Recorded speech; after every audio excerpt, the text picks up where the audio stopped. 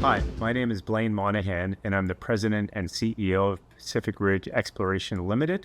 We are listed on the Toronto Venture Exchange. The trading symbol is PEX, Papa Echo X-Ray, and our goal is to become British Columbia's leading copper exploration company. Blaine, good to see you. Good to see you. I haven't seen you since April. I think the chat then between us was raise money, get to the field, test Kliyul and RDP. How have you got on? Excellent. Okay. We did it. We did it. We did it. We did I it. like it. Yeah, so Should we start with the money shot? So last Thursday after market, we announced that we had closed an $8.5 million financing. That funds approximately 2,500 meters of drilling at Kliyul and also approximately 2,500 meters of drilling at RDP. We'll be mobilizing to site next week. Drilling should be underway at the end of the month. But more importantly, Matt, we attracted a corporate strategic investor as a part of that financing. That's something we've wanted for a long time. And I think that just continues to validate the team, the projects, and our goal of becoming BC's leading copper exploration company. So, see, with Minsur as your kind of largest shareholder now, what was it that they want to get out of this? They obviously see something in RDP that they want, and they've asked for technical access. They've got a ROFR on it. How much work did they do, for instance, on this? How much due diligence? I'd say quite a bit, and they did actually visit the project in 2023, so they have had boots on the ground. You know, they visited Kliyul, they visited RDP, they visited another project we had in 2024 called Chuchi. So I think there's a real level of comfort with Minsur and our team and also our projects. But I think what really attracted them to RDP is the grade. And I think that's what is attracting a lot of people to RDP. So, I mean, Kliyul is the flagship. We have a resource, 2.42 billion pounds copper equivalent or 5.7 million ounces gold equivalent.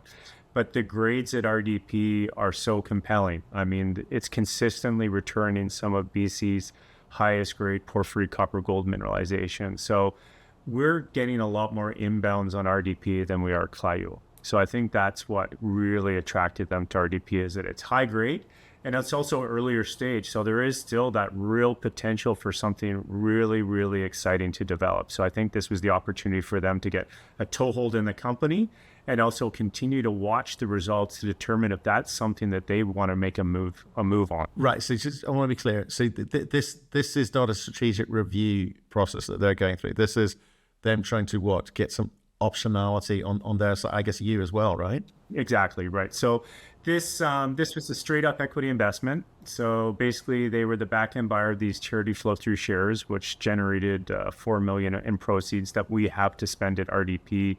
And based on that spend and the results it generates, will kind of determine what step they might like to take next. Okay, well, let's talk about what next. So let's say you go spend some money, you make a discovery hole this season. What does happen next? I truly believe then at that point in time that Minsur would be making a proposition, or perhaps another party makes a proposition, and that's why they really wanted that ROFR, because they didn't want this property to potentially be scooped up. So I'm not going to say it was a quid pro quo, but in return for making that investment, they wanted to make sure that, well, listen, if you guys have a lot of success, we want to be at the front of the line. Okay. That's Minsur. That's RDP, one part. I'm sure we'll come back to RDP specifically in a second. I want to talk about Kliyul as well. You've got 9 million or so in the treasury. Yeah, how much love and attention does Kliyul get, and how much allocated to corporate? Yeah, it's going to be a pretty even split on the exploration front this year. So like previous years, we'll be setting up the exploration camp at Kliyul. We will start drilling at RDP first. So we will mobilize into site next week. Drilling should be underway at the end of the month, starting at RDP. About halfway through August, we'll have a second drill rig come to site, and that will be used for Kliyul. And what we're going to be doing at Kliyul this year is, if we had no shortage of resources, that there's a lot more work we'd like to do at Kliyul. We could think about doing continued resource expansion at Kliyul Main Zone, which hosts the resource that remains open. But with a limited budget, say 2,500 meters of drilling, we want to go out there and test some new targets that we think have the potential for another deposit discovery. And I think that's important, because when you think of all the drilling that we've done to date at Kliyul, of the approximate 36 holes, 33 of those have been at the Kliyul main zone. We've only drilled 3 holes outside the Kliyul main zone. And porphyries do tend to occur in clusters, and we do have a number of other interpreted porphyry centers that occur along the 6-kilometer trend. So I'd be very surprised if there isn't another deposit out there. We just haven't gone out and spent a lot of time testing these targets. So I think now, with having a pretty robust resource as a foundation, it's time to go out there and see if we can make another deposit discovery. So that's what we're going to be focused on this year, is testing some of these other new targets that have never been drilled. Right, but you said a Kliyul, before you got 334 million tons, right? It's big at 33, so 0.33 copper equivalent. You said next target is 500 million tons. You got to kind of paint a picture of how that all hangs together, sits together. Should we say, like, through the drill bit, what type of pounds are you chasing? Because I get the porphyry target thing. It's expensive. They happen in clusters, but that's expensive. You've got to do something for a company your size, which says, look, we can actually create something here which has some near line of sight to some economics around this thing, don't you? I mean, how do you play it? Yeah, I think what I'd like to do right now, or I think what the market rewards, and that's why there is such interest in RDP also, is the discovery side, right? So you've already outlined a resource. You've underpinned the valuation of the company with a resource at Kliyul main zone that remains open. So you know that, you can expand that 334 million tons. But I think what would be more exciting to the market at the present time, instead of nibbling around the edges and incrementally expanding that tonnage, is finding an entirely new system that could be even better. So I think this still helps us get closer to that goal that we're looking to achieve, which is, 500 million tons or in excess, which could happen through continued resource expansion and or new deposit discovery. Where are you seeing that rewarded? Because obviously you've got M39 and Clip going on here. If you make another discovery, do you think that's going to dramatically change your valuation, your economics? So where else is that being rewarded? You say it's being rewarded in the market. Where? Well, we see it continuously just in discovery drill holes. So more recently in our neighborhood, and that's why we went back to RDP last year, you had A-Mark come up with that new discovery at their Joy, the Aurora deposit. And I mean, their stock quintupled. They're partnered, I believe, with Freeport, that has to spend 120 million to earn 70%. And we've seen it in a number of other stories in BC, say Kingfisher. They're in the Golden Triangle, but their stock quintupled on a new discovery hole. These are all porphyry style mineralization. So you don't even necessarily need to have outlined a deposit, but a great drill hole with good porphyry style mineralization is going to be very well rewarded in the current marketplace in BC. And having a resource that backs it up behind it, I think will be even more well rewarded. Okay, fine. And so you're not going to do any additional work on like M39, for instance? So we talked about M39. No, so that's where we'll start at Kliyul. So when we're thinking about that 500 meters of drilling at Kliyul, that is that.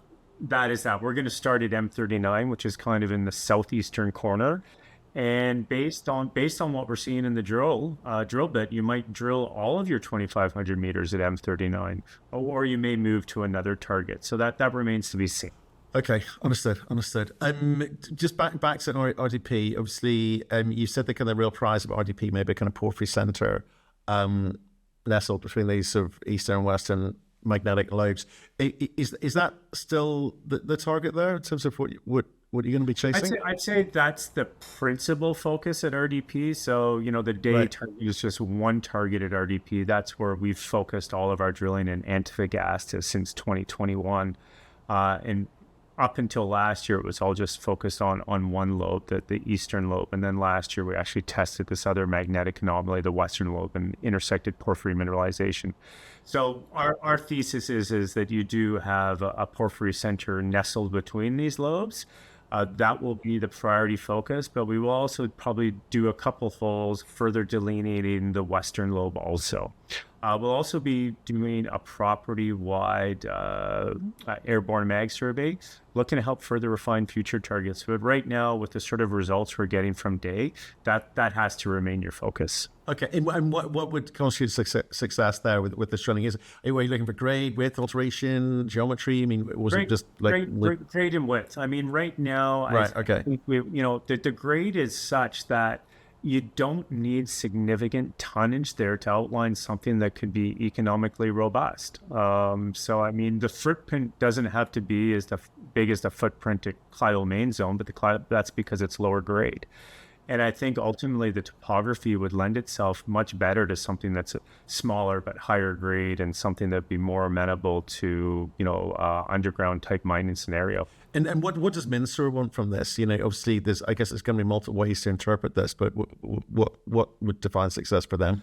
I think what would define for success for them is obviously that their equity investment makes money, but ultimately that we have success in exploration and outline something that looks like it could be economically viable, and for them to diversify their geographic footprint. So I think this sort of style of mineralization, that this type of grade and the type of jurisdiction where it's located, is very attractive to lots of different companies. And I can't really speak for Minsur, but I think this fits more into their long-term strategic planning, like we've seen with many other companies that are looking to diversify their geographic footprint. Okay, I don't want you to speak for Minsur, but I want to understand what you think, because we talked in the past about this being sort of maybe a major discount applied to you compared to some of your peers with similar sorts of tonnage, or maybe misvaluation. What do you hope, or what do you think that the Minsur Association could do for you in terms of closing that valuation gap? Yeah, I would hope that let's say you have a lot of success in the drill bit at Kliyul or RDP or both. I think that's really going to help close the valuation gap. I think our valuation has improved more recently, but that's really just because, our share count went from about 63 to 97, but our share price remained unchanged. And a lot of our peers have been decreasing in value, but a big gap still remains. I would hope that also at this point in time, now that you've brought on a corporate strategic investor that owns almost 14% of your company, and that I believe most of the investors that participated in previous rounds, anybody that wanted to sell has sold. And I say that because we've traded, 160 million shares since September of last year. I believe now the share structure is cleaned up, and any future success we have will be met with more buyers and sellers. Okay. It'd be interesting to sort of see if people no longer perceive this as a kind of funding risk genius type story, more a kind of funded discovery resource growth story. I guess that's for you to prove. And I think that's really important in today's, we've kind of gone through a period where, the market changed 180 last summer, and people were getting funded really up until about March this year. And it's been obviously a lot quieter since then for lots of different reasons. And I don't think if you are funded right now, it's going to be pretty hard to get what you're looking for. Well, there we go. Well, like I say, it's down to you to prove that. Stay in touch with the drill program, and we'll see you soon. Great. Thanks, Matt.